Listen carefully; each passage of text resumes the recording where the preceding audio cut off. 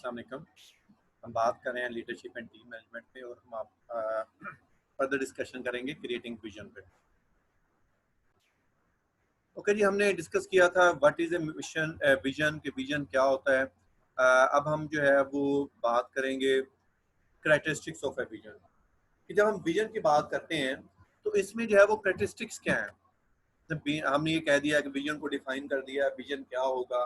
अब विजन के एलिमेंट्स क्या होंगे, इसकी कैरेक्टरिस्टिक्स क्या होंगी। तो ये जो है वो हमारा जो नेक्स्ट टॉपिक है, characteristics of a vision. So research on visionary leadership suggests vision have 5 characteristics. तो नैनस, ज़कारो एंड बैंक्स ने डिफरेंट रिसर्च की। नैनस ने जो है वो 1992 में की, ज़कारो बैंक्स ने जो है वो 2001 में की। तो इन्होंने जो है वो विजन की 5 कैरेक्टरिस्टिक्स को आइडेंटिफाई किया, उसको एक्सप्लेन किया। So these are the 5 characteristics. A picture, first of all, the vision should have a picture, then a change, values, a map and a challenge. तो ये 5 characteristics जो है वो विजन की आइडेंटिफाई की इन रिसर्चर्स ने। तो हम इन 5 characteristics को वन बाय वन डिस्कस करेंगे। So first of all, a picture.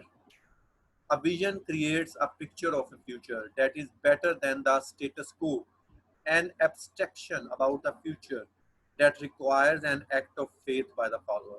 तो सबसे पहले विजन क्या है, ये फ्यूचर की एक पिक्चर को क्रिएट करता है और डेफिनेटली वो पिक्चर जो है फ्यूचर की वो आपके स्टेटस को से बेहतर होनी चाहिए, वो आपके प्रेजेंट से बेहतर होनी चाहिए, तो उसको विजन कहेंगे। अगर सेम ये भी प्रेजेंट भी सेम चल रहा है और फ्यूचर भी सेम होगा तो वो विजन नहीं होगा। सो it is N abstraction about the future. तो आप अपने फ्यूचर की एक समरी देते हैं, एक एब्स्ट्रैक्ट देते हैं। एब्स्ट्रैक्ट क्या होता है? एब्स्ट्रैक्ट जो है वो आप एक काइंड ऑफ समरी होती है, एग्जेक्टिव समरी टाइप जो है। तो सॉरी, आप अपने फ्यूचर की एब्स्ट्रैक्शन करते हैं, उसके एक समरी प्रोवाइड करते हैं और उसके साथ साथ फिर आपके लिए ये जरूरी होता है कि आपके फॉलोअर्स उस एब्स्ट्रैक्ट पे, उस समरी पे, उस पिक्चर पे फेथ करें, वो बिलीव करें कि जो लीडर ने जो विजन दिया है हमने वाकई इस तरह के फ्यूचर को अचीव करना है। So it is an ideal picture of where an organization is going. तो ये जो पिक्चर होती है विजन से रिलेटेड जो है, एक आइडियल पिक्चर होती है कि ऑर्गेनाइजेशन कहाँ पे जाएगी। It may be more productive, confirming और इंस्पायरिंग। ये ज़्यादा प्रोडक्टिव भी होगी, ज़्यादा फैसिनेटिंग होगी, ज़्यादा इंस्पायर करेगी लोगों को। Ideally this vision if of a time and place where the common good is serve. Most importantly ये एक ऐसे टाइम और ऐसे प्लेस की पिक्चर होगी जिसमें सब लोगों की बेहतरी होगी, सब लोगों के बेहतर इंटरेस्ट होगा उसमें। And sometimes a leaders vision is clear, sometimes it is only a general direction that gives a bare bones notion of where they are leading others and the final picture may not emerge for some time. तो ये जो last point है इसमें हम ये कह रहे हैं कि सम टाइम क्या होगा कि लीडर का विजन क्लियर होगा, वो क्लियरली आपको एक पिक्चर डिमॉन्स्ट्रेट कर रहा होगा। जैसे हमें बात करते थे नया पाकिस्तान, वो एक क्लियर पिक्चर कि ये होगा, ये होगा, इसकी ये कैरेक्टरिस्टिक्स होंगी, सबको ये चीजें आ जाएंगी इसके अंदर। सम टाइम ये होता है कि लीडर को फ्यूचर इतना क्लियर नहीं होता, तो वो उसकी जस्ट जनरल डायरेक्शन देता है, बेयर बाउंड देता है। बेयर बाउंड का मतलब होता है कि आप जस्ट एक स्ट्रक्चर सा बताते हैं कि ये इस तरह का होगा, इस तरह का हो सकता है, आप उसके जनरल गाइडलाइंस देंगे। आप फॉलोअर्स को क्लियर पिक्चर्स नहीं बता पाएंगे, लेकिन उनको थोड़ा बताएंगे कि इसमें ये कैरेक्टरिस्टिक्स होंगी। बेयर बाउंड का मतलब होता है कि आप एक स्ट्रक्चर बता देते हैं कि इस तरह का हो सकता है और कुछ टाइम तक आपकी रियल पिक्चर शो नहीं होगी। जब कुछ एक्टिविटी हो चुकी होगी, जब कुछ चीज़ें बन चुकी होंगी, कुछ चीज़ें डेवलप हो चुकी होंगी, तो फिर आप एक क्लियर पिक्चर जो है वो दिखा सकेंगे। तो पिक्चर में हमने कहा जी विजन में आप जो लीडर है वो आइडियल फ्यूचर की पिक्चर दिखाता है। सम टाइम वो पिक्चर बहुत क्लियर भी होती है लीडर के माइंड में और वो पोर्ट्रे करता है। सम टाइम वो इतनी क्लियर पिक्चर नहीं होती, उसकी कुछ जनरल गाइडलाइंस जो है वो मिल पाती हैं। Second element of vision, a change. Visions represent a change in the status quo, a change towards something more positive in the future. तो विजन जो है वो एक चेंज को रिप्रेजेंट करता है। स्टेटस को में प्रेजेंट को चैलेंज किया जाता है। प्रेजेंट में जो कुछ आप जैसे कर रहे हैं इसको चेंज करने का जो है वो एलिमेंट होता है विजन के अंदर, और ये change would lead towards better future, कि ये चीज़ें उस चेंज की वजह से पॉजिटिव हो जाएंगी, फ्यूचर में ज़्यादा बेहतर हो जाएंगी। Change can take many form, ये चेंज बहुत सारी फॉर्म शक्ल में हो सकता है, लाइक चेंजेस अबाउट रूल्स को चेंजेस किया जा सकता है, प्रोसीजर्स को चेंजेस किया जा सकता है, गोल्स चेंज हो सकते हैं, वैल्यूज चेंज हो सकती हैं, रिचुअल्स चेंज हो सकते हैं, एक्सेट्रा। ये just these are the among the few changes. So changes can be multiple changes, and it is not uncommon for leaders to experience resistance to their vision and be accused of stirring up the pot. और leaders को बहुत सारी इसमें hurdles face करनी पड़ती हैं, क्योंकि जब भी आपका चेंज आता है तो हमें ये पता है कि ह्यूमंस के लिए चेंज को एक्सेप्ट करना बड़ा मुश्किल होता है। उसमें रेजिस्टेंस भी आती है उनके विजन पे कि ऐसे नहीं हो सकता, आजकल रेजिस्टेंस आ रही है, सब कुछ हो रहा है, तो उसमें जो है वो रेजिस्टेंस आती है, चेंज नहीं होना चाहते हम लोग। And be accused of steering up the pot, और स्टीरिंग अप द पॉट का मतलब वो होता है कि आप बर्तन में वैसे ही जो है ना चम्मच हिलाई जा रहे हैं, बस कि आप कुछ कर नहीं रहे, चीज़ों को बस घुमाई जा रहे हैं, स्टीरिंग अप द पॉट। तो स्टार्टिंग में आपको एक्यूज किया जाता है कि आप कर कुछ नहीं रहे, आप सिर्फ चीज़ों को घुमाई जा रहे हैं। तो उसकी रीज़न ये होती है कि वो चेंज लेके आना होता है, और जब चेंज लेके आने की बारी होती है तो वो एक बड़ा डिफिकल्ट प्रोसेस होता है, उसमें रेजिस्टेंस आती है लोगों की तरफ से, लीडर्स को ब्लेम भी किया जाता है कि आप अहमी चीज़ों को घुमाई जा रहे हैं, आप चीज़ों को शफल किए जा रहे हैं, इसकी कोई प्रोडक्टिविटी जो है वो नहीं होगी। Third element, values. Advocating change within an organization requires an understanding of one's own values, the values of others, and the values of the organization. तो जब हम ये कहते हैं कि हमने ऑर्गेनाइजेशन के अंदर चेंज लेके आना है, तो उसमें वैल्यूज का रोल बहुत क्रिटिकल होता है। आपको कुछ चेंज लेके आते हुए ये बहुत ज़रूरी है कि आपको अपनी वैल्यूज का पता हो, आपको दूसरे लोगों की वैल्यूज का पता हो, और आपको ऑर्गेनाइजेशन की वैल्यूज का भी पता हो।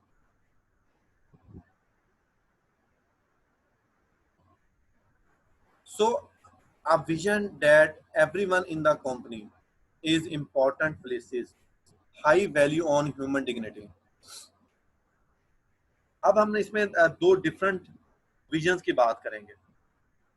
सपोज एक ऑर्गेनाइजेशन है और उसका विजन ये है that everyone in the company is important.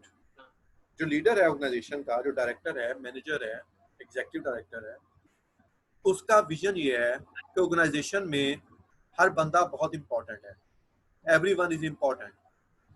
अब ये किस वैल्यू पे बेस कर रहा है?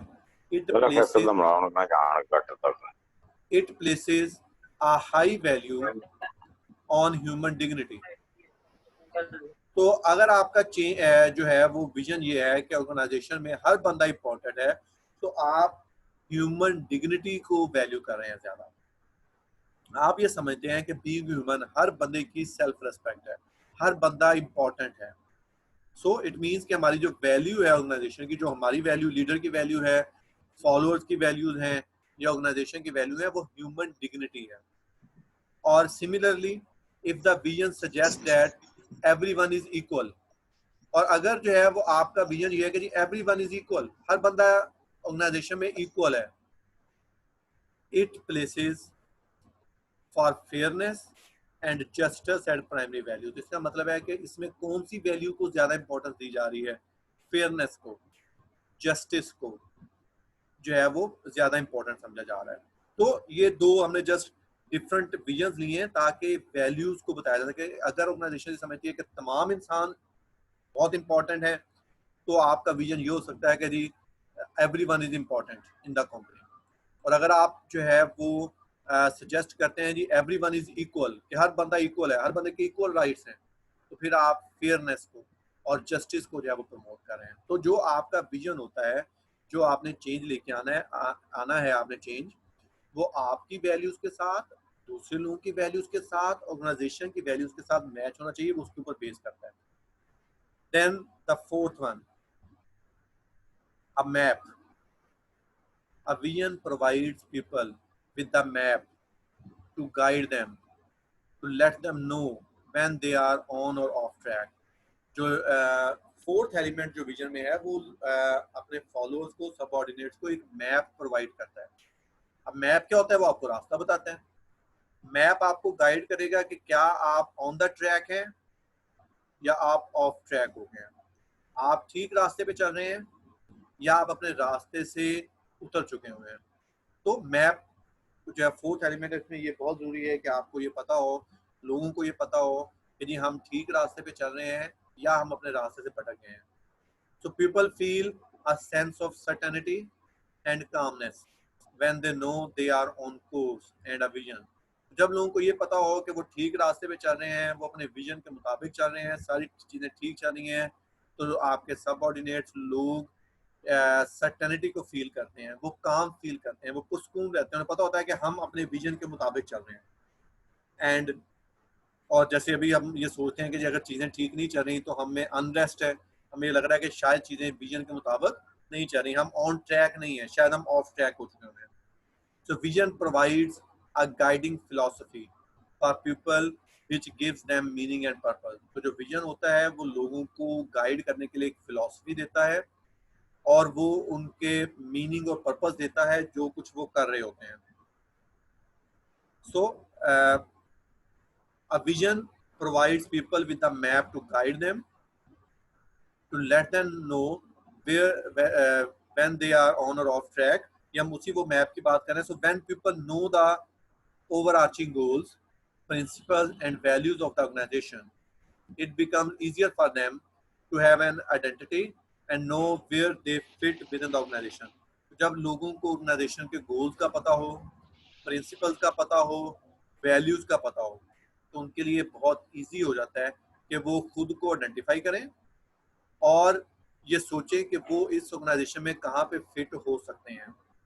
And seeing the larger purpose allows people to appreciate their contributions to the organization. जब आप लार्जर पर्पस को देखते हैं, आप एक लार्जर बेनिफिट को देखते हैं, आप बेटर फ्यूचर को देखते हैं, तो लोगों को भी अपनी वो जो कंट्रीब्यूशंस कर रहे होते हैं उसको अप्रिशिएट कर सकते हैं कि जी आज हम यहाँ पे पहुंच गए हैं तो हमने यहाँ में ये चीज़ें जो है वो अचीव की, हमने ये कंट्रीब्यूशंस की।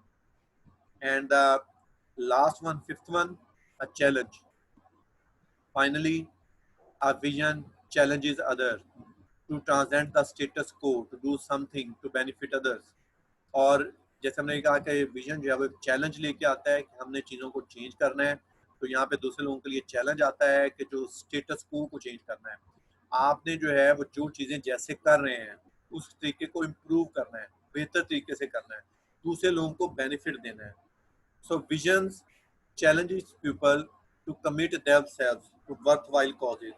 तो जो विजन होता है वो लोगों को चैलेंज करता है, लोगों को मोटिवेट करता है कि आप इम्पोर्टेंट कामों के लिए जो है वो खुद को वक्फ करें, आप बेहतर कामों के लिए खुद को जो है वो लेके आए जिससे लोगों को बेनिफिट हो।